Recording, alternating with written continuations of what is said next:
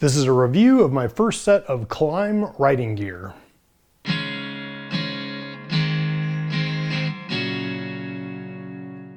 After getting our first motorcycle, most of us start building our gear collection with things like a helmet, then probably a jacket, maybe we eventually get pants, boots, gloves, etc. It depends on what we may already have around. Since most of us are young when we start, we're also probably on a budget, which means we spend a few $1,000s on a bike at best, something that's old that we're gonna have to work on, which is good because it teaches us how to work on them, but also whatever is the cheapest gear that we can get at the time. We soon learn the difference between things like one-piece and two-piece, between mesh, textile, and leathers, and we learn about the different levels of protection and armor within the suit for when we do go down.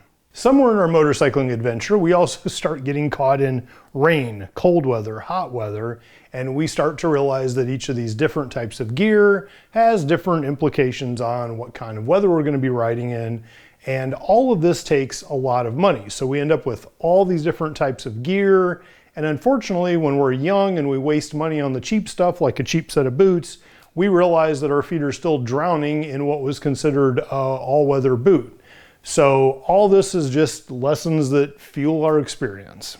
An older buddy of mine that rides was telling me recently that he and his riding buddies all use Klim riding gear. He said it's just the best there is. Now, when he told me how much it cost, I about fell out of my chair, and he said, yeah, but think about all the money that you've spent on that no-name brand stuff that leaks or doesn't keep you warm, or you still end up soaked and cold, whatever it is.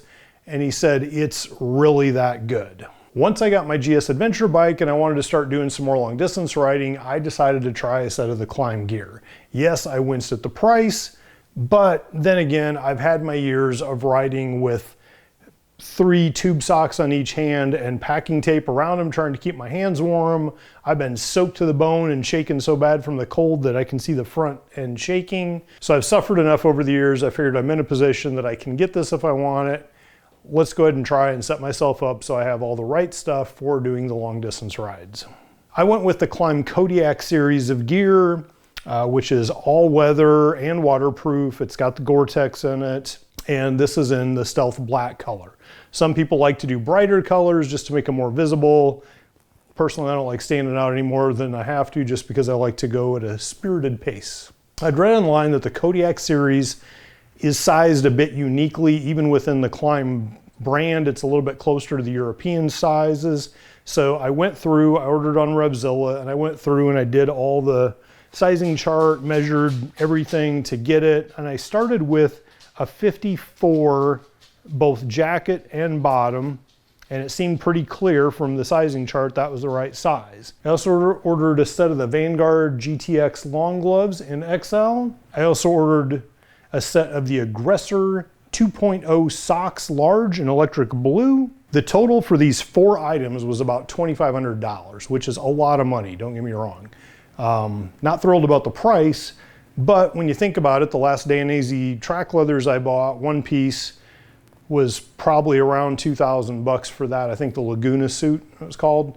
Anyway, when you look at that, yes, it's great for the track. It's got all the armor and everything like that, leather, but it's not something you're gonna go wear on a long distance ride. It's definitely not cool. It's perforated. It's definitely not gonna keep you warm when in the cold weather, and it's definitely not gonna be waterproof.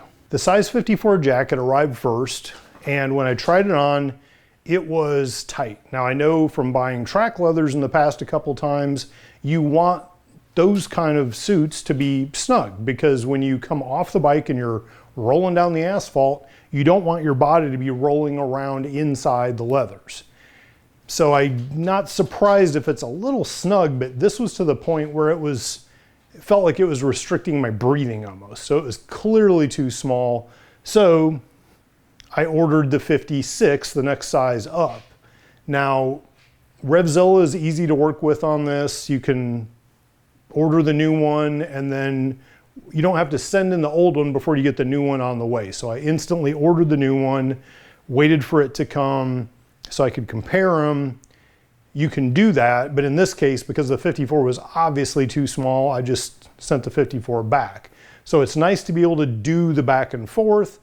The downside of it is, of course, that you're spending money shipping back and forth every time. The 56 showed up, I tried that on, and it was still pretty snug. And I was kind of on the fence with it, but then when I tried to move my arms, I realized that it was just too tight. It was not gonna work either. So I went ahead and went up to the 58, and this 58 jacket is what I ended up at for the final size. So you can see there, even using the sizing chart with a 54, I ended up 2 sizes bigger to 58. With the pants, not a whole lot different. I got the 54s, I tried them on, they fit well around the waist because I'm not too big around the waist, which was nice, except when I went to bend my knees or I went to, like, you know, sit on the bike and put a knee out or anything, they just didn't offer the mobility through this area that I wanted. So I also had to order a 56 in the pants and went up from 54 to 56 there. The 56s ended up giving me the mobility I needed without being, you know, too loose in the waist area. The gloves were fine as they were, and the socks were fine as well. One of the first things I noticed is that this gear is not light. When you pick it up, it's got bulk to it for sure, especially the jacket. I was surprised how heavy it is. So I did a test just to see what this weighs compared to like a Dainese suit or something. So if I stand on the scale just myself, I am at 214.2. If I get on with the Klim gear, I'm at 228, so that's about 14 pounds worth of gear. Just for comparison, if I take my 2-piece Dainese mesh or textile set, it's about 222.4, so it's only about 8 pounds. Let's start with the jacket features. The first thing you notice as you open it up is that you don't have just the big jacket, you also have this puffy coat. And when you try it on, you'll notice 2 things. One, you look like some spoiled douchebag spending daddy's money on Coke and skiing at a resort somewhere. 2, it's really warm. It's really too bad it looks the way it does, because it is very warm. And so my buddy said it's nice for wearing under here when you need it for warmth, but also if you're sitting around a campfire outside somewhere in the mountains, it's something that gives you a little bit of warmth just for sitting outside without putting the big bulky coat on. The other feature of it is, if you look in the pockets, the side, which is the right side, that has the K, is actually for storing it. Now this is what I'm told anyway, is that you can stuff this entire thing into the pocket. I haven't tried this yet, so let's see how it goes. So you cram it all in there, and all that douchebaggery of the slopes goes into this little bag, and you can throw that in your saddlebag or whatever. It's kind of a cool feature. On the left forearm of it is a little medical pocket, and with all the cards that came attached to the coat, one of the cards is something that, if I remember right, you send in and you can get a free medical alert card. So for me, having terminal heart failure, I can put my condition, my emergency numbers, stick it on a card and put it in there, so that if they find me on the side of the road, they can look and say, oh, medical, we'll go in there, and it's like having a medical alert bracelet, except in your coat. So that's another nice feature. There's also a pocket up here. You can throw your credit card. Most phones will probably fit in it. There's a pocket over here, a pocket over here for things like your gloves. And in addition to those pockets, you'll also see other zippers like this. And these are vents. You know, a lot of us will leave in the morning riding and it's cold, but by afternoon you're coming back from wherever and the sun's out and it's hot. So these kind of features, you've got 2 up here, and then you also have this one on the back and this one on the back as well. And these are all just basically have a mesh inside. And that allows you to wear the coat, but get some ventilation to it so that you're not dying out there in the heat while you're riding it. And that's gonna be pretty important. I have a one-piece Joe Rocket suit that is plenty warm, but when it gets too warm later when the sun comes out, you're sweating in the thing because there are no vents like that. So this is part of how Klim achieves kind of a versatility in terms of weather protection by offering something insulated that keeps you warm, but also ventilates you later when it gets hot.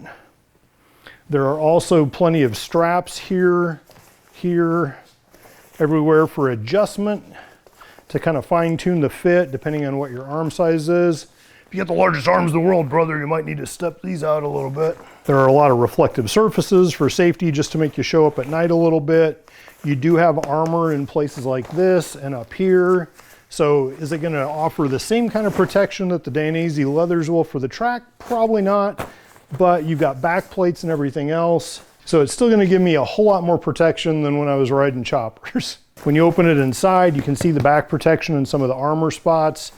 As most of us know that have had gear for a while, this armor does eventually kind of corrode and fall apart. So you've got your zipper here to replace those armor pieces. You got a little pocket up here, and you have a zipper pocket in here so you can store things inside as well. It also has this feature in here that helps tighten the thing around your midsection. I think that's useful for, sometimes we'll get air up under our coats and stuff. This just helps keep it snug for us. So a lot of things going on, but nothing too complicated. Speaking of ventilation, if you're getting hot riding with this thing and you want to open the front of the coat, a lot of times when you open it, it's going to flap at you and be annoying. This actually has these little loops, and those loops can then attach to these hooks, and so it holds it open for you while you're riding and doesn't flap at you. While we're at the collar area, the other thing that's really nice is this collar feature up here that just attaches and then it Velcros over. So anybody that's been riding long enough, and especially in cold weather, knows that when you're riding, one of the first places you get cold is the gap between your leathers or your suit and your helmet, right in that neck. So we'll have balaclavas or whatever that might help keep our neck meat warm, but this is a really cool feature that just comes right with the coat, and you just pop it over. You can zip it off and remove it if you want, but super nice to have in cold weather. Now let's go to the pants. And they're going to be a very similar in terms of design. The first thing that you'll notice is the zipper on the crotch. It's all enveloped in there because they want you to keep water out, so it pops open in that. You do have Velcro adjustments here on the sides, and I do like these straps a little better than on that Dainese two-piece. They just seem to be more robust, I guess. The Dainese ones, when I try to tighten them, it just seems like the waist is a bit too big maybe in the Dainese. So when I try to tighten these straps, they kind of get sideways in there and it just doesn't feel as right. These feel pretty good though. Same thing for the pockets. You've got a big pocket here and here. You also have the vents here and here for when it gets warm. You have armor where you need it on here. And you have the straps for fine-tuning your fitment.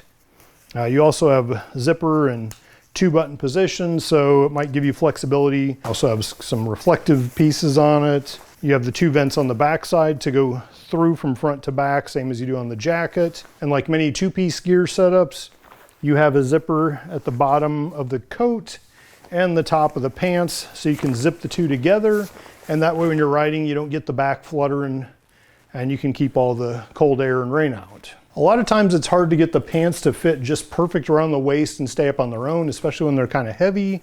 So Klim does include a suspenders set for doing that. And they also have loops inside up here, here, and in the back so that you can clip your suspenders to that. Some guys don't like the super stretchy stuff and they want something more rigid. So you can buy something like the CLC work gear set if you want something like that instead. But I don't have suspenders for the Dainese, I never had, and it's annoying with them because to be big enough to be able to move around, they're loose on the waist, and they're always sagging. So I'll probably use these suspenders even when I wear those moving forward, just because it's a pain to have them keep falling down on you while you're walking around at whatever event you're at. These are the gloves. Nothing too remarkable here. They are Gore-Tex. They definitely keep your hands warm and they do keep them dry. You've got some reflective here. There's not a lot for vent, so they'd probably get warm if you're riding in hot weather.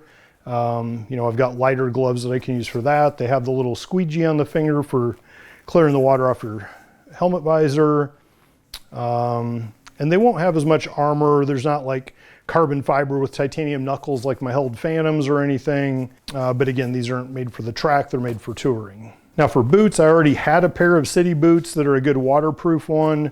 You can see they have the zip up here where it's got a liner in there to keep the water out. Wrap it around. They keep my feet plenty warm and dry, so I didn't have to buy boots, but I did try with the Klim socks. Very comfortable, keep your feet warm. Now the ultimate test for any gear is, okay, let's take it all for a ride. I went for a ride one day when it was like low 40s Fahrenheit out. Now, I just had boxer briefs on underneath. I didn't have a set of like thermal underwear, which, you know, I have a set of Under Armour thermals that I could have had on. It was plenty warm, including gloves, which sometimes keeping your fingers warm is a trick. The collar worked great around the neck, so I was very happy with its cold weather performance. I haven't really got caught in super hot weather. It's still a little bit early in Texas to be in the 100 degrees and all that, so I haven't had a chance to see how it feels going down the road with the vents open and really warm yet. I'll do that obviously as soon as I get a chance. And then as far as waterproof, when I took the GS up to Austin to get the first service done, got about over a 2-hour drive back to San Antonio in this lovely Texas weather, and we'll see how wet I am when I get home. It is definitely still raining. Still not feeling leaks in the suit or anywhere. I've had a couple occurrences where it's almost like one drop just hits me so hard it blasts its way through the coat or something, but that's about it. Like you might feel just a bit of dampness here and then maybe over here or something.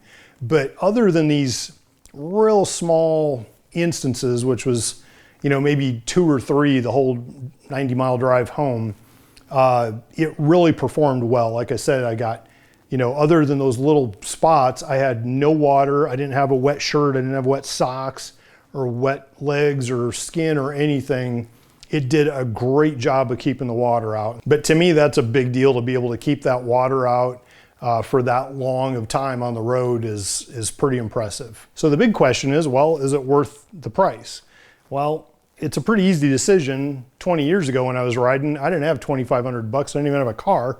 So I sure as hell couldn't afford to buy something like this back then. That's when you end up with tube socks and packing tape on your hands trying to stay warm and not go numb. At this point in life, I'm in a position where I can have stuff like this. So I wanted to try it, and I have to admit, it's good stuff. Nobody likes paying for stuff that's just got a fancy name on it and is no better than the cheaper stuff. Klim riding gear is actually one of the few products I've been very impressed with, and that makes it a lot easier to swallow the price tag, knowing that at least you're getting value for your money. You're getting something good for it. Between all the features, the flexibility of it, being able to ride anywhere from the desert in Arizona to Pikes Peak in freezing rain, keeping dry when you need, keeping cool or warm when you need to, that's just makes the ride that much more enjoyable. Now, is it going to be perfect for every condition?